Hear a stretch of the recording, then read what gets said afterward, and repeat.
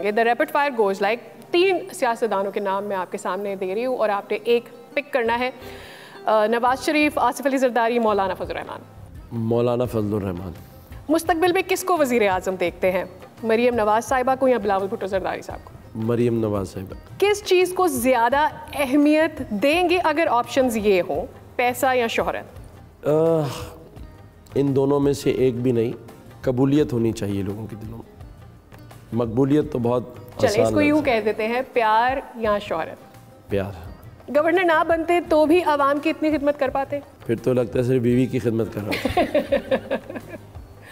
था।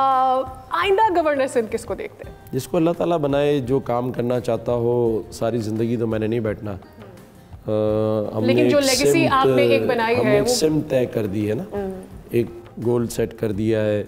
वरना शायर ने खूब कहा था इसी चीज़ के लिए शायद कि एक उम्र से फ़रेब सफ़र खा रहे हैं हम, एक उम्र से फ़रेब सफ़र खा रहे हैं हम, मालूम ही नहीं कि किधर जा रहे हैं हम।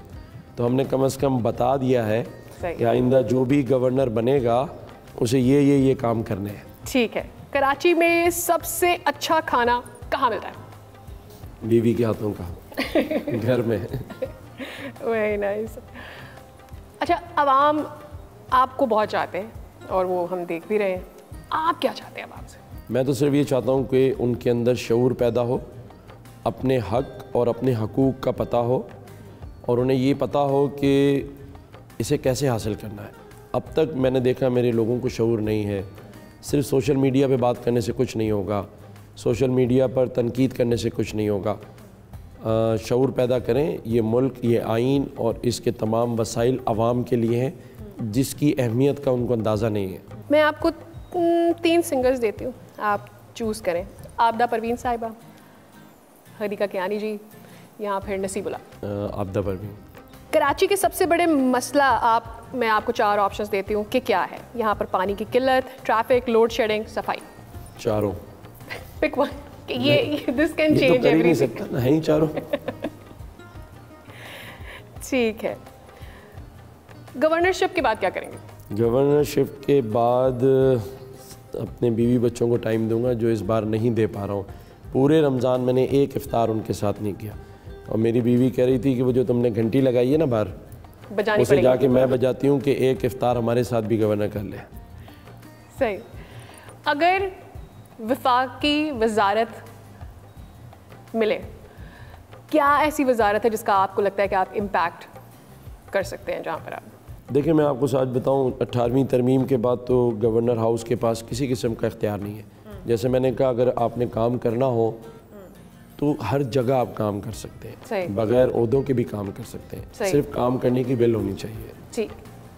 किसी वजारत की कराची का दौर 1947 से 1980 के बीच का दौर, या 1980 से 2015?